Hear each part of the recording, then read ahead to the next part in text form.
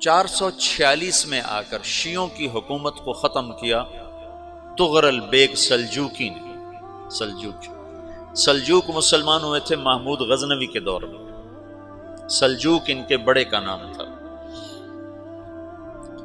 تو ایک دفعہ محمود غزنوی نے سلجوق سے پوچھا اگر مجھے تیری مدد کی ضرورت ہو تو کتنے آدمی پیش کر سکتے ہو؟ تو اس نے ایک تیر دیا، کہا یہ ایک تیر ہے میرا، کسی کو یہ تیر بھیج کر میرے علاقے میں بھیج دو تو چند گھنٹوں میں 1,00,000 تلواریں تیرا پہرا دینے کے لیے تیار ہوں، میرے پاس اتنی طاقت ہے۔ تو یہ سلجوق کی نسل میں تھا طغرل بیگ۔ اللہ تعالیٰ نے جب عرب زوال کا شکار ہو گئے اور ضعف کا شکار ہو گئے، جیسے بڑھاپے کا کوئی علاج نہیں، جب قوموں پہ زوال آتا ہے تو اس کا بھی کوئی علاج نہیں، پھر اور قوم کو جگہ ملتی ہے۔ جیسے بڑھاپا ایک فرد پہ آتا ہے، ایسے بڑھاپا قوم پہ آتا ہے۔ قوم کا بڑھاپا جوانی میں نہیں لوٹ سکتا، جیسے فرد کا بڑھاپا جوانی کی طرف نہیں لوٹ سکتا، قوم کا بڑھاپا جوانی کی طرف نہیں لوٹ سکتا، کوئی علاج نہیں، نئی نسل کا آنا ہی علاج ہے۔ تو عرب دھل چکے تھے، 600 سال بہت ہوتے ہیں حکومت کو، اپنی صفات گم کر چکے تھے، اب نئے خون کی ضرورت تھی۔ طغرل بیگ پہلا شخص تھا جس نے آ کر اہل سنت والجماعت کو استحکام بخشا، شیعوں کی حکومت کو ختم کیا، بغداد سے، شام سے، ان سارے علاقوں سے۔ صلاح الدین ایوبی نے اسماعیلی شیعہ کی حکومت کو ختم کیا، مصر۔ العاضد ان کا آخری خلیفہ تھا۔ صلاح الدین ایوبی نور الدین زنگی رحمۃ اللہ علیہ کا پروردہ تھا، اس کا دوست تھا، اس کے دوست بھی تھا، بچہ بھی تھا اس کے سامنے، زیادہ لکھنے پڑھنے کا شوق تھا۔ پھر اللہ تعالیٰ نے اس سے کام لیا اور اس کو مصر کا گورنر بنا کے بھیجا، مصر کی مدد کے لیے بھیجا۔ تو وہاں اس نے صلاح الدین ایوبی نے وہاں ختم کیا، طغرل بیگ نے یہاں ختم کیا۔ تو پھر سلجوق جو تھے نا یہ اقتدار میں آئے، ادھر ختم ہو گئی سلطنت بنو عباس کی، مصر ایک چھوٹی سی ترکوں کی سلطنت۔ تو اللہ تعالیٰ پھر مرکزیت کے لیے ایک نظام چلایا، دو لشکر آپس میں لڑ رہے ہیں ایک میدان میں، ایک جنگلی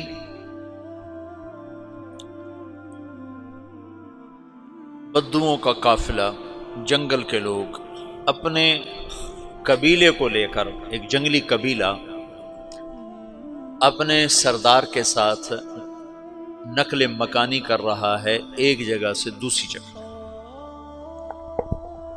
اللہ کا نظام کہ یہ لوگ چلتے چلتے چلتے اس وادی میں پہنچ گئے جہاں جنگ ہو رہی ہے، دو لشکر آپس میں لڑ رہے ہیں۔ جب یہ وہاں پہنچتے ہیں تو ایک لشکر کے قدم اکھڑ رہے ہیں اور دوسرا غالب آ رہا ہے۔ ان کو نہیں پتا شکست کھانے والے کون ہیں اور فتح پانے والے کون ہیں، ان کو نہیں پتا۔ اس جنگلی قبیلے کے سردار کا نام بھی طغرل ہے، طغرل۔ تو یہ سردار کہتا ہے جو شکست کھا رہے ہیں ان کی مدد کرو، کچھ پتہ نہیں کون ہے، کہتا جو شکست کھا رہے ہیں ان کی مدد کرو۔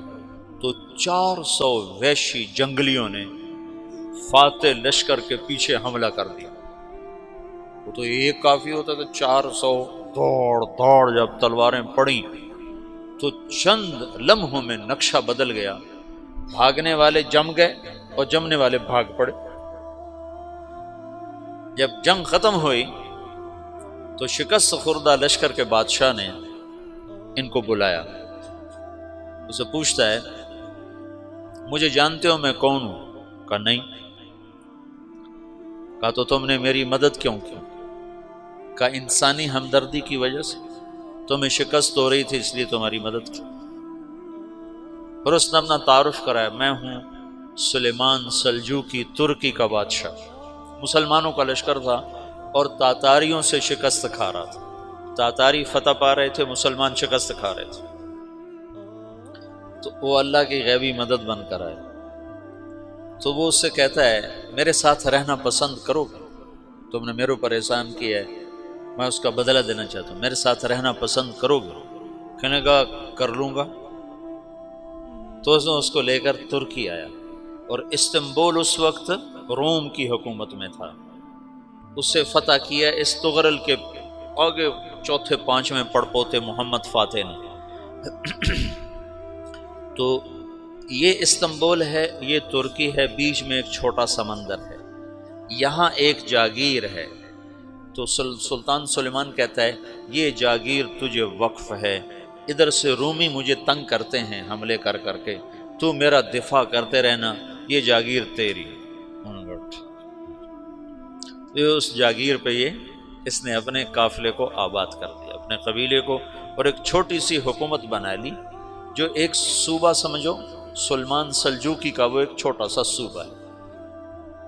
وہاں جب یہ رہ پڑا تو پھر یہ ایک شیخ کے بیعت ہوتا ہے، وہاں شیخ طریقت ہے، ان کے یہ بیعت ہونے جاتا ہے، وہ اس کو رات اپنے پاس ٹھہراتا ہے، تو ایک کمرے میں ان کو ان کا خادم ٹھہراتا ہے۔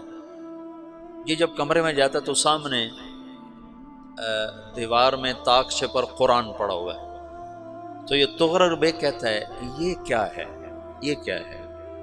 تو وہ خادم کہتا ہے یہ کتاب اللہ ہے، قرآن ہے۔